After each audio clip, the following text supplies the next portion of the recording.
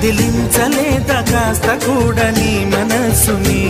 పరదాలు దాటి ఒక్కసారి పలకరించవేమి అందరినీ ఇలా వెంటపడి అడగాల సరదాగా నువ్వే ఎదురైతే సరిపోదా నిద్రపోతున్న రాత్రి నడిగా గుడికి చేరిన గువ్వల నడిగా